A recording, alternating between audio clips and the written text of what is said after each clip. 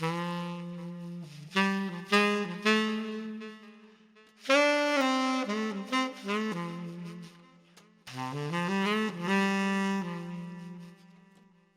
is up, everybody? I am RenaMarq, your modern Renaissance content creator, and I am back with a person y'all are super familiar with. I have had on this channel, on this series before. It is Dean Carter, aka Prilladog, known as one of the main geniuses behind Fallout London. Prilladog, Dean, how you doing?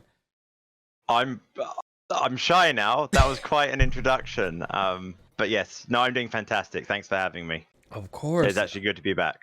Yes, I'm great to have you back. I'm super appreciative and glad to have you back. And what I wanted to first and foremost congratulate you on, and to also let everybody know if they haven't seen it already, and if you haven't, what are you doing as a Fallout fan? But you just released Fallout London. The team just released a gameplay trailer going on about 18 to 20 minutes. How did that feel? Like how are you excited? Because to me, I loved every minute of it. But are you excited that like you got it out? It has the reception been good? Yeah, I mean, at the end of the day, we do this for the fans. So to see all the fans absolutely loving everything that we've put out there was really good to see. I mean, it was a big ask. It's 20 minutes. So the people that sat through, you're going to have to actually sit down. I think when we released the original trailer, like there were cases where you could just sneak off to the bathroom, just watch something, and then cool, done. So we're actually asking like some dedication, and the fact that that's picked up as much as it has, and the fact that the media outlets are going crazy over it, it just shows that our product is still believed in, that we still have a great following, and the fans like it. So it feels great to not just me, but the entire team. As I said, that like there's no I in team. Right. This is a team effort, and everyone is just very happy to sort of have this. One, the achievement of releasing it, but also two, just the fact that everyone is seeming to really enjoy it. It just feels wonderful. That's amazing. Yes. First and foremost, shout out to the entire Fallout London team, and as in it was great to see all the positive media reception, and just because as a Fallout fan, like I'm just excited to dive in and play it, and especially after watching the gameplay trailer, I was just picking things and being like, "Oh my god, I can't even wait to experience that. I can't wait to experience that." And when I tell you, "Oh, I did my homework. We are going to nerd out. We are going to nerd out." And that's really why I'm glad to have you again, because the questions I have for you today is really to amplify the gameplay. Like not only that we saw, and even after this, like if once people watch this interview and they go back to the trailer and pick up on some things that I picked up on and I'm gonna ask about, is gonna be just amazing. And I hope that they get to do that and they get to see a lot more things that your team kind of built into that gameplay trailer and just into the world in general. So if it's up to Yeah, you, are no, you ready to start? I actually much prefer that because one of our favorite things was when we were watching it. Because when we were watching it, we actually sat in the public section of our Discord, and just the response, like there was moments where you could hear like a pin drop in there, and then there was moments where everyone was laughing, and like everyone was having a great time. And then we saw people were literally making like memes while it was still going on. So like they must have had paint open, ready, and willing to go. But yeah, I mean, there was times where like I think like even people like when they were commenting, because we were watching the live thing as it was going off. Right. We just like seeing people when they're trying to guess what the ending is or what's going on, or when worryingly that someone actually guessed completely the correct storyline, and we're sitting there just like, was it that obvious? And then it quickly went off the page, and we're just like, okay, that's that. Oh, that was good. Goodbye, comment. Like we don't need to look at that. So but it's funny to see, like, because everyone's gonna be like, "Oh, what is this? Like, who is this character? Like, Mhm. oh, that's shadowy. Oh, what does this mean?" We love seeing that. So yeah, I'm happy to explain some of that with you. Yes, yes. So with that being said, I'm excited, and My first question, and this is just going to be a full celebratory on the gameplay. My first question is something that I noticed right off the bat. It's definitely an obvious thing that is pointed out, but it's with character customization. Are there any new character customizations? And if so, are there any consequences or reactivity to the choices you make during the character creation? So one of the things we wanted to keep in Paramount, and this was something that we said from the get-go, is that this is a mod for Fallout 4. So we definitely incorporated some of the elements from the other games. So with like Fallout New Vegas, they had like the trait system and the like. So we did bring that back, and that was very well received. Everyone was going crazy in the chat, as I said. But we wanted to make sure that we kept the fundamental of Fallout 4 because we didn't want to move too far away because then it just becomes its own thing. And whilst that could work, it's not what we wanted to do. We wanted to have it grounded in Fallout 4 and then sort of fix the bits that we didn't like or just add on to it. So as you might have seen in the character creation, you're not Nate or Nora. You know, Right. there is a new person there. Now, you know, you could, of course, if you wanted to role play as Nate or Nora, you could go make them again. That's fine. But obviously, we wanted to show that this is all completely new. So you have that, you have traits, and obviously you would have seen the UI with those all changed as well. So in terms of some of those traits, yes, they do definitely affect your game. For example, I think we've got some of the ones in there are just like they will help your stats and the like, but some of the fun ones, which is Sleepwalker, which is every time you go to sleep, there's a small percentage that you might reappear. Think kind of like I think it's the Nuka drink in 76. Yeah. So there are things like that. And I can tell you that we've put the markers in some very strange and amusing places. So yeah, you might be like, oh, I really need to sleep because I'm low health while you're in this raided den. And then you're just going to appear and just be like, oh, wow, okay, well, that's going to be a long walk back. So yeah, we've definitely got things like that in. That's sort of our equivalent of like the Wild Wasteland one. It's the slightly comical one. But everything else is just very grounded and serious, which is what we want the whole mod to be. So yeah. That's all. Okay. That's cool. I think I'm gonna have to go with that trait. I think I'm going to have to go with that trait because just off of the ability to to be able to discover new things, quote unquote, by accident is going to be pretty big with that trait.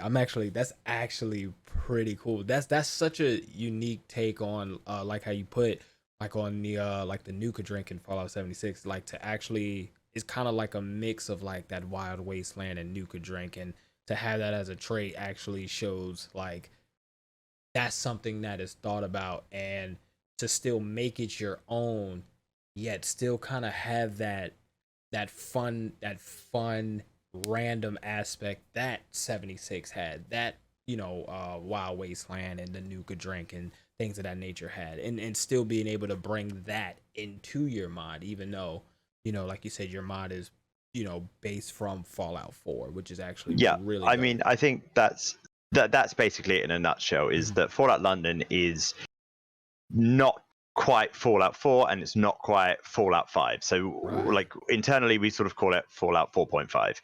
So like you'll load it up, you'll have a complete new game experience, but it is still grounded in like the Fallout mythos and the like. So you'll still have elements of that. You'll go like, oh yeah, they've done this, or they've done this but in a different way. This is familiar but not. For example, the Attaboy, obviously it's not the Pit Boy, but Right. it's close enough where you can clearly draw comparisons, but it's different enough to be something new. So the people who are really interested in the lore can go and read the terminals that correlate to that. So it does make sense without immediately going, that's stupid and breaks canon. So yeah, we've been very sure to be as coherent as we can with trying to make everything sit correctly, but also be slightly different enough to get a new experience. I love that. I love that because that's something I wanted to talk about, and that actually is a perfect lead in with my next question, because in the trailer, the aesthetic is vastly different, and that makes it unique and surprising to viewers and fans alike, of course. So how do you balance the aesthetics of the retro future, the brutalism, and old world London in order to make it something so unique and surprising, but still kind of fit within the world and the lore as a whole? So one of the biggest things that people have been saying is a lot is when you've gone into the Shard, which is the second interior. So when you go up the elevator, you then go into the big building where you look up where the two screens are. Instantly, everyone is saying that this was inspired by Bioshock. This is clearly Bioshock. They've copied it. But so I built that. That was my cell, and I've never played Bioshock. So to suddenly being told that this was clearly based off was very surprising to me.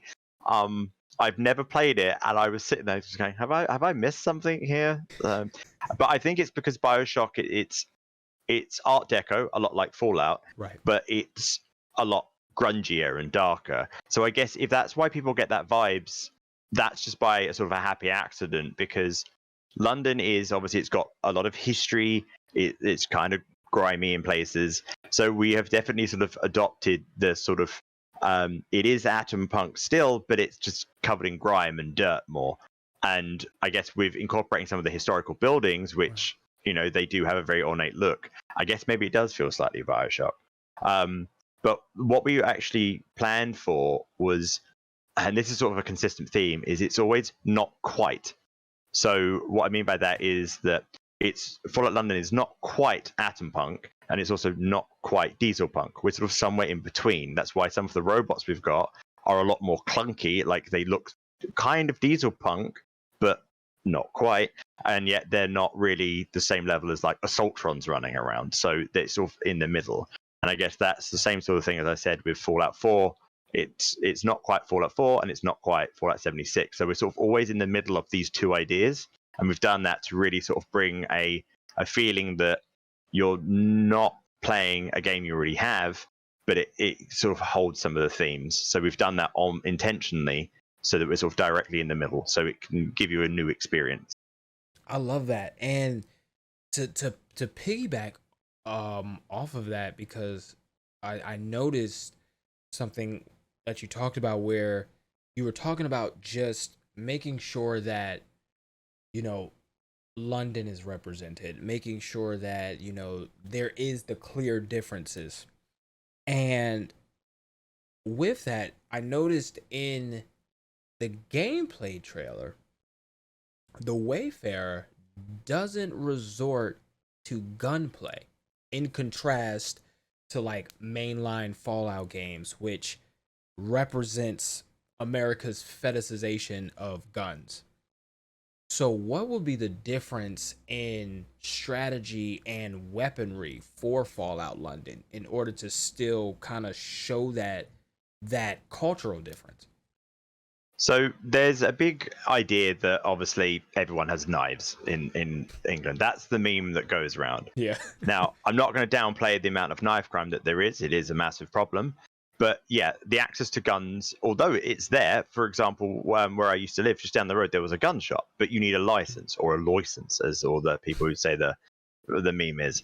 But you can get hold of them. It's just not as easy or as readily available. And as such, it's the rule of escalation. Our police don't carry guns, so the criminals don't necessarily need to, and the like. And if you're a criminal that has a gun, the police do have bigger ones. So that's the way it sort of works.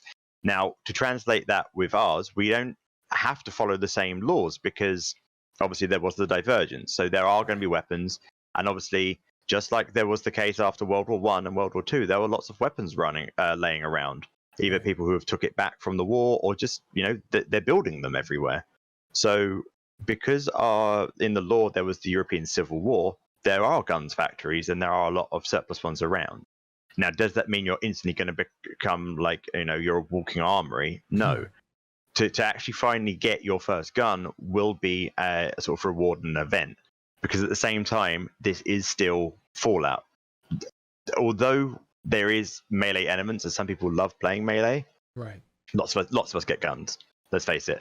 So, although there are some fantastic animations for melee, we've tried making it so that you actually see them more. So there will be certain missions that are designed so you have to play as melee.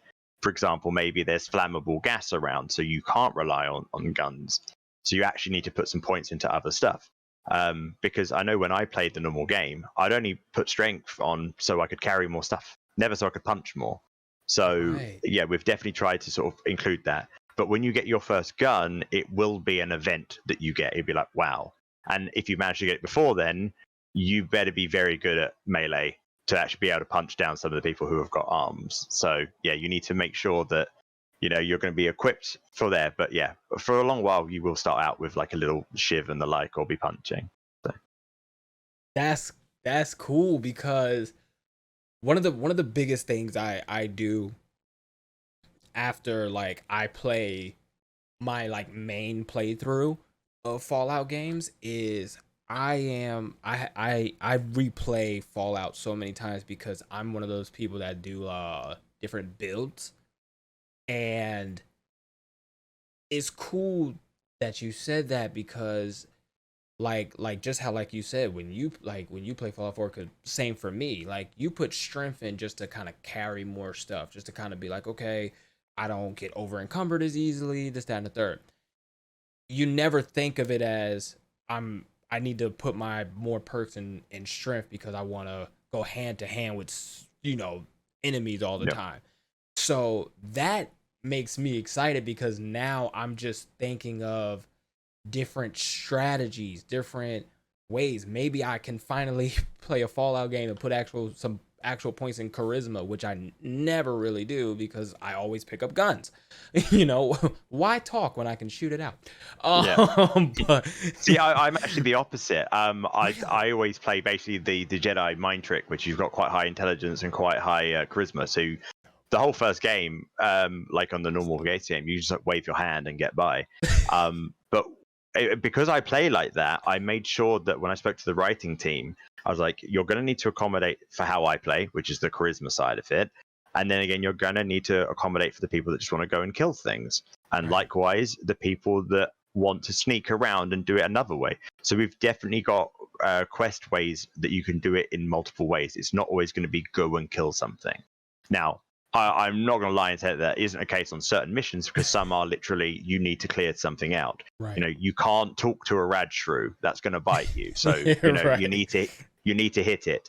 But at the same time, there will be some that maybe you can turn around and be like, how about I pay you money to not have to do that mundane task? So there are ways around doing certain things. So we've made sure to incorporate that. And that's why we have actually got skill checks in. Not a big system, much like 76, because we want it still more grounded. Right. Think more, I believe it was the quest with the Constitution. They actually allowed you to use certain skills to do certain stuff. Right. We've basically actually put that in as like a primary focus, because that was the only time off the top of my head I think they used it in Fallout 4. We've just made sure that, oh, hey, the system's there, why not use it everywhere? So we've been making sure to do that. That's dope. Okay. Okay. And that's actually exciting because one of the things I noticed in the gameplay trailer, and just knowing that there's so many different ways to play these quests. There's a lot of different ways to get to these quests too. And one of the biggest things, of course, is we see a working train. Yeah, it And wasn't a hat this time. you're right. And that makes me wonder, like, what other modes of transportation can be used to traverse London in 2237? Like, how frequent are these modes of transportation, and are they optional? Like, if you do want to walk pretty much the entire world map and not use a working train, is that possible? Or are there going to be some places where, hey, you have to use this mode of transportation and things of the like? So understand that the point of a train is obviously to work. Right. Now, if you are when you're in a post-apocalyptic world, the stations get covered in rubble, they will break down. So the actual place where you'd actually have a train are going to be in the more maintained areas and doing very specific things. So they're not going to be everywhere. But at the same time, it's not only limited to trains. So trains will have certain ones will move, certain ones will act as fast travel points to get across places, and other modes of transport. We actually have a moving boat, which Oh. is a sort of animated sequence where it's like I know one of the things that people worried about when they saw the moving train and some of the other recent mods that come out where people were slightly worried about, oh, this is just like Call of Duty or the like. Mhm. We have one section that is like that, but it's slightly optional because we never want to lock people in to do that. We think on the team it's very, very fun. The people that we've showed in our public chat also thought it was amazing. So we put that in, and that's like a little boat sequence, and it's really just good fun. But that is ultimately just to get you from A to B. If you want to go, route C, you can do. So we're not forcing people to do any of these things because, again, the whole point of this is a role play game. Right. You should be able to play how you want to do. I mean, likewise, you don't even need to do that quest if you don't want to. Like, I think that's the thing. If you ever start forcing people to, like, you must use the train, you must do this, then people just like, I don't want to, and then they lose interest. Right. I think the only time that we're forcing you to use a train was in that one that you saw, because that's the opening of the game. That's basically your tutorial to understand that, hey, there are some working trains. This is how they work. So that's more to sort of show you that if you are someone who really enjoys that, you're going to need to understand how they work later on. So that's why that's there to show you. So after the tutorial, it's up to you. That's awesome. That's awesome. And I love that you said that tidbit because something I picked up on, and I'm kind of gonna use a couple of your answers to ask this question because it's definitely something that I picked up on. Noting that you said, at the end of the gameplay, like the tutorial, you're leaving the train, and I also noticed in picking up how you talked about, people kind of giving it to that little comparison on like the creepiness of how BioShock was, the grunginess and things of that nature. Something I picked up that I just have a keen eye for creepy. I'm a big horror game person, and I have a keen eye for that. In that trailer, at the end of the gameplay trailer, something that I noticed that I picked up was that when you're in the train and you're kind of seeing glimpses of the bombed out buildings, but inside those buildings there's mannequins just staring at you and giving off such a creepy vibe. Like, I wanted to ask, how frequently can we expect to come across details like that? Because I love that type of detail, and like, how frequently will players expect to come across details like that? Okay, so question for you is, did you pause just to check that out? No, so I played a game called it's a kind of a classic game at this point. It's called Manhunt, and I also played a game called, which is another classic game called Condemned Criminal Origins. And they both have parts where mannequins are very frequent. It's like a big mannequin scene, especially in like Condemned Criminal Origins. So in a weird way, and I watch like a lot of horror movies, and I watch like a lot of horror on YouTube and horror podcasts. I'm a big horror fan, and mannequins is always something that kind of gets used in a sense of a way. Yeah. And I was watching, and first and foremost, I was like, oh, like this is a cool glimpse of like the train, and like you could see bombed out buildings, and that's such a nice detail. And then I just happened to look up, and I just saw like a bunch of mannequins just staring, and I was like, well, that's a creepy detail. And I was like, I have to bring that up. So that was me. I built them. That was me. See, I was like, I knew it. Yeah, so one of the things that we plan to do is we want to sort of call it back, because when you play the original Fallout 1 and 2, they're kind of scary. Yes. Two less so, but one is like, there were very like dark elements to it. Now, a lot of the things would now be controversial these days that they put in those original games. But some of the elements for it, which you sort of saw in 3, they started toning down the controversial side, and they sort of started putting horror elements. Yeah. We're sort of trying to bring that back, because Fallout 4 was, I think, personally slightly too colorful. It was too happy.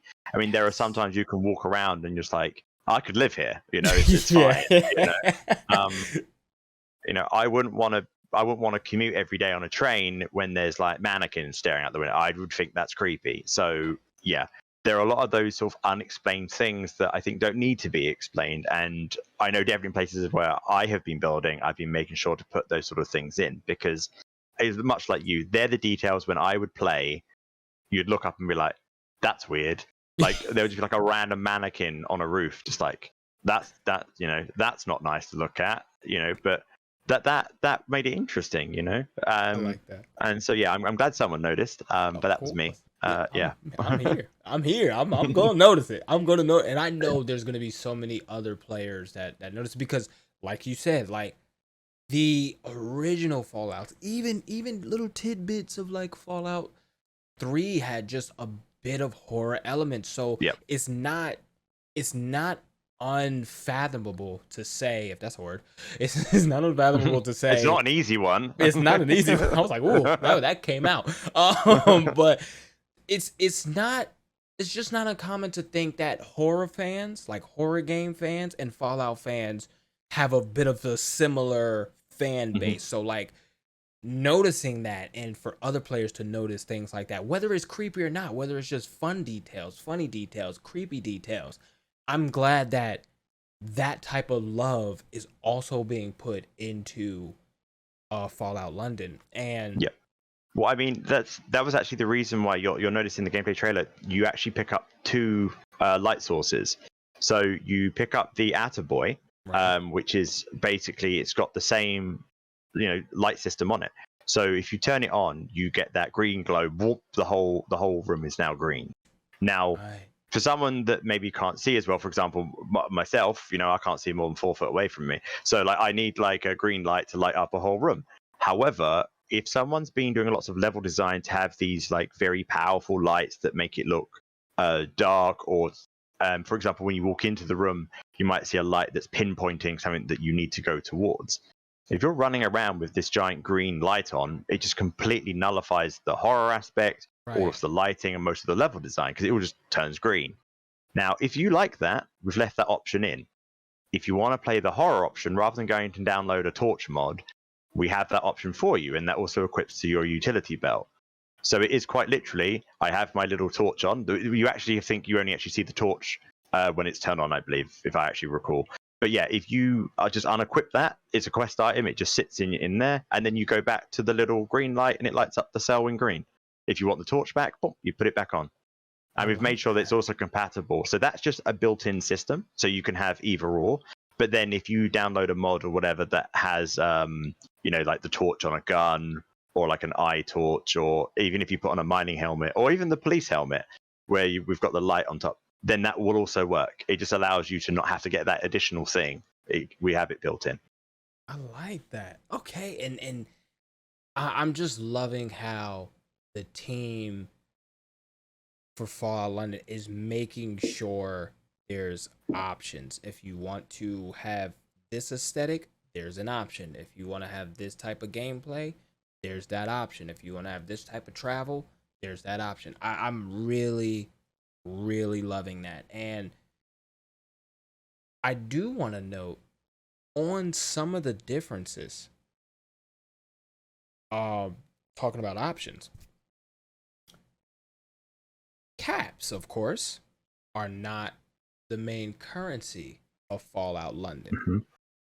We do know that the currency is train tickets. Yep. What is the equivalent to caps so players can know like what their money is worth? Is it 1-to-1? Is it kind of like a difference in that exchange rate? So we originally talked about this because they're actually based off the travel card. So if you were to go up to London, you can get like a day pass or a single ticket, blah blah. We realized that if we started doing that, it became too much like New Vegas, where they had the different exchanges of the different, how much like a Legion token was or whatever. Right. And we've just thought, let's not overcomplicate it. Like they are just our equivalent of caps. So whilst we do have bottle caps in there, we left it in as a little Easter egg on one of the rad shrews. So if you pause it, you might see a bottle cap. That was done purely because we knew people would be like, oh, bottle caps, and all the naysayers would be like, oh, they've got both. How would that be over there? Funnily enough, internet, we do actually have bottle caps in England. They do exist on top of bottles. Do we use them as currency? No, that's an American thing. So yeah, we left that in there purely to sort of like have like debate. But the train ticket system is basically, there is all lore based on it. I won't go into it mainly because it's really long. But that is something you find out in game. And yeah, it is basically the same system. It is water based. So your train ticket is something that you would just pay with normally. So you'd have like if you're thinking in realism, someone would have like an elastic band full of these train tickets. You pay with 10, you get 10 equivalent of water or something like that. Okay. So it is just basically a 1-for-1. But obviously, as you would have seen, you can then use these tickets to actually get through train barriers and the like. So they've still got their pre-war purpose.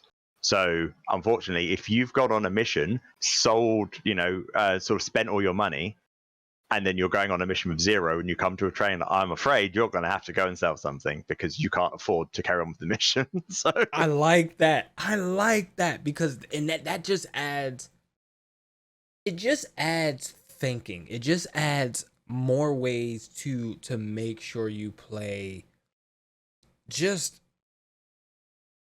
That's amazing because it just makes sure you play a bit, just not smarter, but yeah, like it's just like making sure that you can't just go on shopping sprees for ammo and this and the third, especially if you got a quest 1,000 well miles yeah, away. I mean, it's not, it's only like you need one or so, but at the end of the day, we do have other systems where, maybe leaky here, but maybe there is a certain group of people that are aware that people go around in certain places, so they fix the machine to take larger sums. Mainly because if you think about it, that everyone in the vanilla game runs around with no money, they're all poor, and yet you can go into one room and come out as a millionaire. It's like, why don't everyone go in there? Because let's face it, well, most of us have played the game, and we don't really struggle for caps. Like, we can go and buy the house in Diamond City. We've all got we want to make it so that you're going to be struggling. Not impossibly hard, because we know everyone is not at the same gaming level, but we don't want you to ever at one point just go, I can buy everything. There will be certain missions where you're like, okay, I'm going to have to come back at this later after I've sold some stuff, type of deal. So we've definitely incorporated for that. I like that. And to kind of piggyback, because there's something that I noticed too, and you mentioned a group of people. And something that I noticed in the gameplay trailer, we see the lab get attacked by a group. And we don't see who those people are. And of course, we end up leaving the compound before like learning who they are. But obviously, to me at least, like they have some type of importance. And we will likely see them again, in my opinion. But how likely in our travels will we see that group again? Very likely. So they are obviously another faction that have come in. Mm-hmm. So part of that is you're instantly shown 2 different factions, because we don't want, for example, I think again this is, and I'm not slating Bethesda at all, but one of the issues with Fallout 4 was you can actually go to a very like deep part of the story with actually never even meeting, I think it's the railroad. Like they're almost an afterthought. You can get to a point where I think if you side with the Brotherhood of Steel or Institute, at some point they go, oh yeah, there's this group that lives underground, you can go kill those, and you might have never spoken to them before. We want to make sure that you do get introduced to the factions in a logical way quite quickly, so that you can at least learn the lay of the land. Not so quickly it like, oh, okay, now I know everyone, but like at a speed where you can understand the social dynamics of what's going on. Like when the Brotherhood of Steel arrived, they sort of was like, you can't miss them coming in. Yeah. We don't want it as in your face as that, but you want to understand, okay, there's clearly some people that run that lab, they must be important. Some people who have come in, they must also be someone we're going to see again. So you're completely right, and you're probably going to see these people again. And yeah, like you need to make sure that when you do interact with these people, it seems seamless. You know, we don't want anything that's too in your face. I like that. I like that. And to to piggyback on that, you mentioned, of course, different factions, different groups of people, and I kind of wanted to bring in the aspect of, because this is London, this is a different setting, like pretty much entirely. We saw a lot of posts about wildlife, like regarding the wildlife aspect in the London world space, including mutated horses, of course. Yeah. What other animals, both domesticated or wild, can we look forward to seeing as well? So obviously, you saw the Rad Shrew that was announced. Yes. But we also, like, we've sort of teased some. For example, we've shown off that we have the pig rats. They're making a return. Obviously, Brahmin, they're still a thing and the like. Right. Obviously, we've changed them, so they're a different color and the like. But one of the big ones that we've got is sort of, I guess, the closest thing is our Yaogwai equivalent, which is the Raja, which is basically a big mutated badger. Oh, oh, So yeah, because one of the things that we struggled with when we initially sat down was because obviously the United Kingdom is quite small, mm-hmm. and it's very much had a history of like hunting and the like. We basically killed anything that was a threat to us and endangered everything else. So there isn't much that's actually very scary over here. Okay.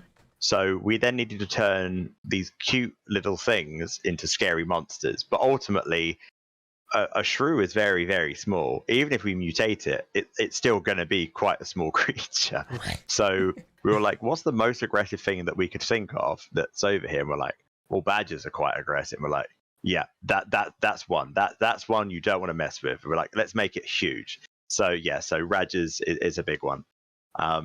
Because we also don't want to just introduce something that's quite a cop out. We don't want to suddenly have lions everywhere and just say, "Oh, it's from London Zoo." Right. You know, we might have something from London Zoo, Uh-oh. but yeah, we're not going to just like randomly force something there. Where again, I think in Fallout 4 that they was some things that only exist on the East Coast. Suddenly, they were now appearing on the West Coast, or vice versa. Obviously, in England or the United Kingdom, we just don't have that sort of stuff. So Right. yeah, we needed to make sure that what was there made some sense. Okay. I like that. I like that. So that's the best parts about, to me, about watching the gameplay trailer and just following the progression of Fallout London, is because you get to see, not only like, you get to see a different world. You get to see how the different factions and different currency, different wildlife, different aesthetic, and that's always going to be intriguing to me. And I think having that world space and being able to just pick up, knowing that nothing may be what it seems, even for players in the UK who will play Fallout London, like Fallout fans in the UK who will play Fallout London, like they get to even see how their world comes to life in this aspect, Yeah. versus people like us, like in the America, where we get to see kind of a whole new world twice. We get to see London in general, and we also get to see London in the Fallout world space.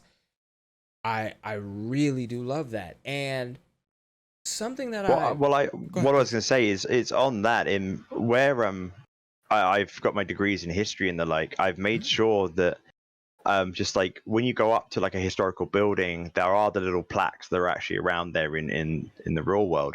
I've made sure to fill it out with actual information, because I guess a lot of America is very polarized it with like things on TV. Yeah. You do see a lot. Most people know of like New York.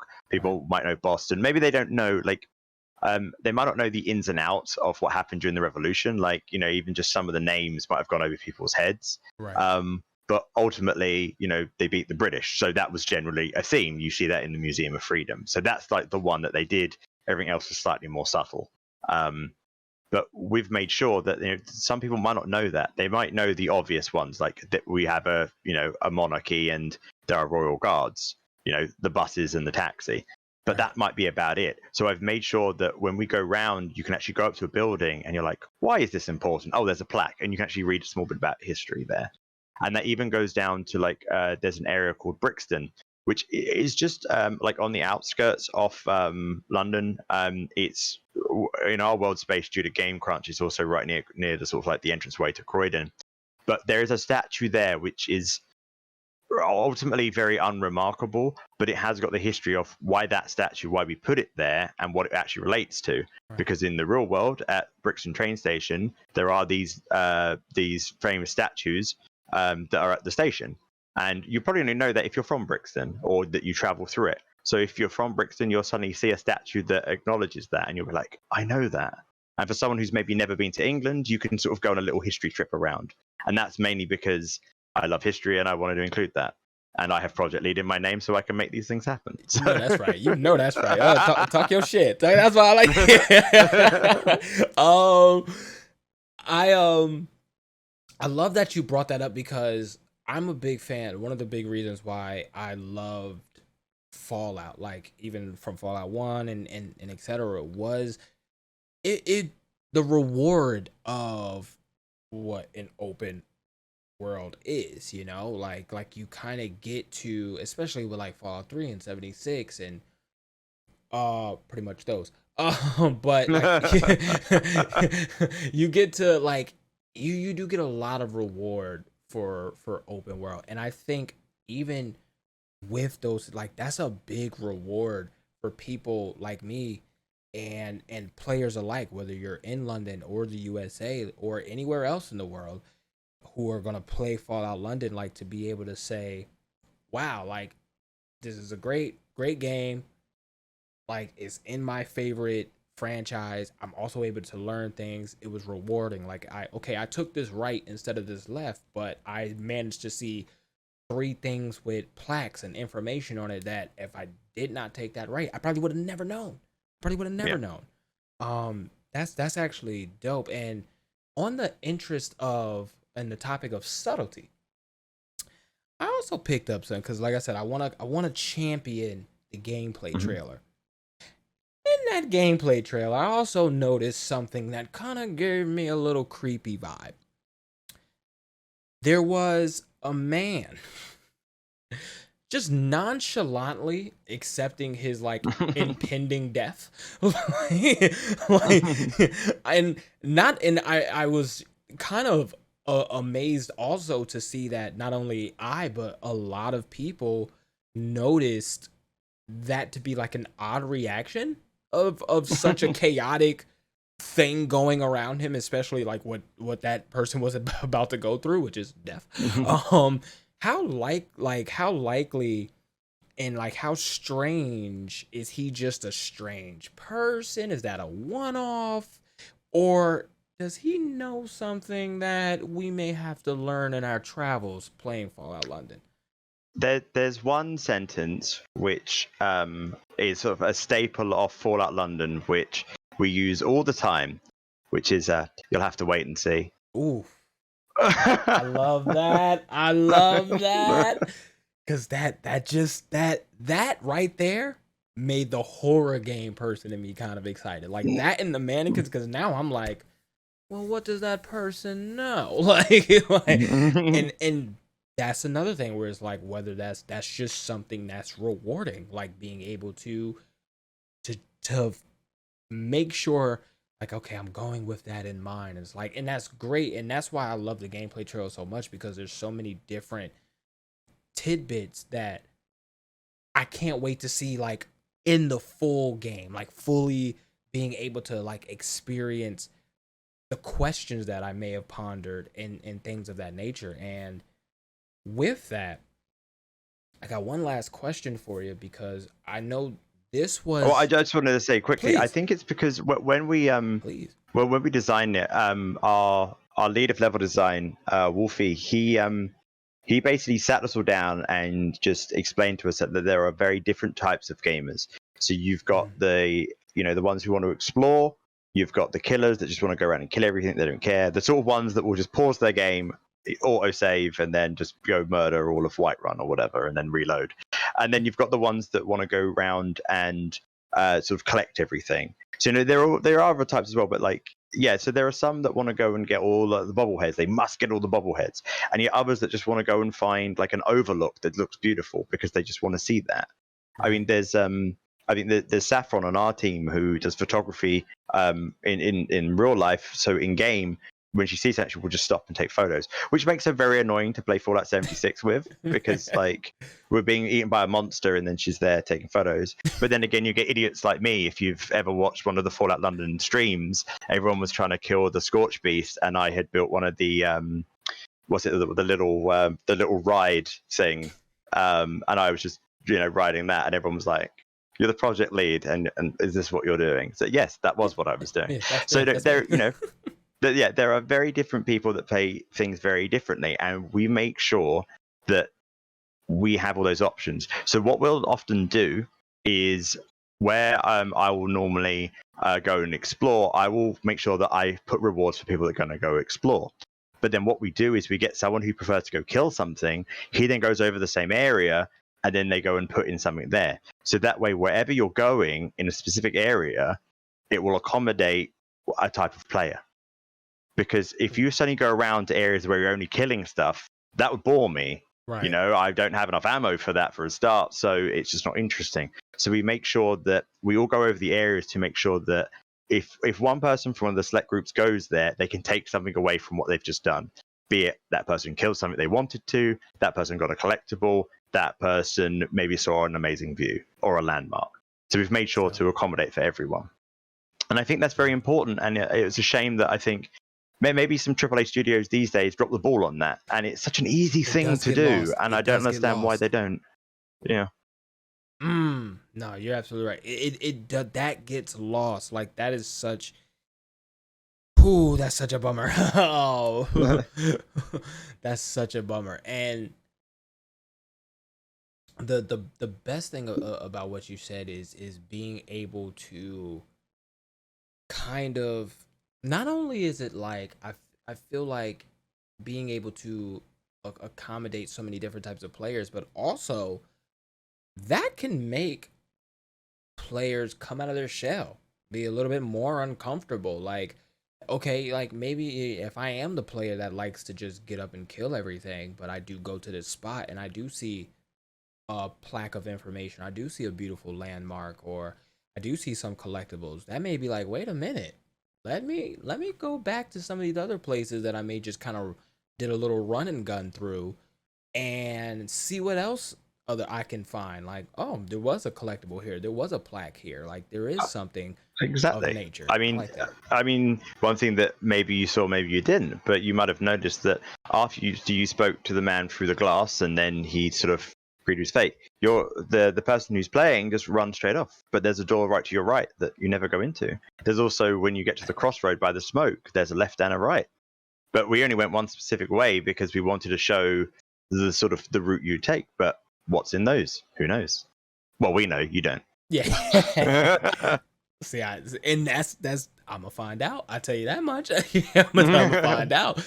And with that, I do first and foremost, I just want to just say thank you to you and the entire Fallout London team, of course. And I once again super appreciate you talking to me, and I do want to end with this. First and foremost, like, congratulations to the whole team on this amazing gameplay trailer that I'm seeing a lot of love, a lot of positive reactions, a lot of buzz, a lot of hype, and just things that I can just rewatch. Like, I watched it about like 3 times and I just picked up something new. Like, how nonchalant the man was, the mannequins in the buildings, like different things of that nature. And I do want to ask for my last question.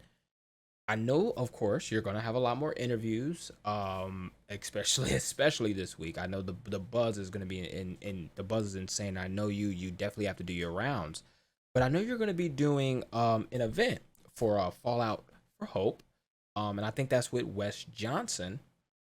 And after such a large video release, this gameplay trailer with all the acclaim and positive reactions and just that pep in your team's step after releasing this, and I also may think a nice little sigh of relief and some weight off the shoulders as well. But what do you have in store for Fallout for Hope? So Fallout for Hope was organized by a person that contacted me, which was the Chad Fallout 76 podcast. Nice. And they are partnered with Wes Johnson, who is doing his Voiceapalooza, which is an event to try and raise money for dementia and Alzheimer's research to hopefully try and eradicate that. So we're going to be attending there as like a sort of panel guest, if you want, and we plan to release a sort of cinematic trailer, because one of the things that some people wanted to see was a bit more off the world space, some of the more gameplay. So the way what we're hoping to sort of show is sort of more like our original reveal trailer, maybe like that, but slightly more updated. You obviously have to wait and see what's in there, Of course. but that would sort of be there to sort of just show something else. We don't really expect like another huge boost of media hype and the like, but it is more because we want to sort of do something for this amazing charity and the like. And obviously, you know, we're in the grand scheme of the world and the cogs, and like we're very small, but whatever we can do to try and help causes like that, we're absolutely going to be bang on trying to do that. So, I mean, hey, if it is something that sort of explodes again, fantastic, because then that will just go and help out that organization. So that's what we're aiming for there. That's amazing. That's amazing. And of course, I'll definitely be lending support as well. That's an amazing cause. And I'm excited, of course, not only as a Fallout fan, but just that's just an amazing cause. And, you know, I want to make sure that everything that the Fallout London team is a part of, you know, I want as many people, like you said, I want as many people to be kind of just on point, you know, on point with what you and your team is doing in any way, shape, or form. And that's amazing. That's amazing. And lastly, that's it. Thank you so much for doing this interview with me. I know you have a lot more interviews to get ready for, and I appreciate it. And it's only a little bit stressful. Don't worry. It's only a little bit. Only a little bit. It's trust me, you're gonna get hopefully some really good sleep after that week of interviews. And then just kind of that weight just off your shoulders for a little bit. Then you're right back into it. But with that, you know, I really can't thank you enough, and I really cannot thank Fallout London, the entire team, enough. And just know that I'm a fan. I'm going to be playing it the moment it gets released, and I've been sticking by and you know, making sure I'm caught up on everything you and your team is doing. And of course, for everybody who's watching, I will make sure they are implemented and on point with everything y'all are doing as well, by putting things in the description, all the info in the description. And if there's anything else you would like to say to end this off, please go ahead. I just want to say, as much as you were thanking me, I just want to thank you and the rest of everyone that's going to watch this and all the fans, because at the end of the day, this is our passion project, and we want to do this for the community. Right. If the community didn't support us, we'd be doing this for a team of 60 people. It's great. We can all sit around and play games we made ourselves. No, we're not doing that. We're doing this for people. There is a gap at the moment with, you know, there have been delays for Starfield and the like. If we can help alleviate that stress for people that aren't going to get that game because it was delayed, if we can help with that, then we're going to do that, because this whole thing is for the community, and we just, you know, this is for you guys. So the fact you're supporting us and we can do this for you, it's it's a very symbiotic thing, and we absolutely love doing it. So thank you guys. Thank you. And with that being said, y'all, I am RenaMarq, your modern Renaissance content creator, your friendly neighborhood Fallout player, and this has been an interview, a perception with Dean Carter, aka Prilladog, the the lead project dev of Fallout London. So please make sure y'all show as much support and just Fallout London. You know that's coming. So get ready. Get your PCs ready. Get your PCs ready because y'all are gonna want to experience this. I appreciate y'all. I love y'all. Peace.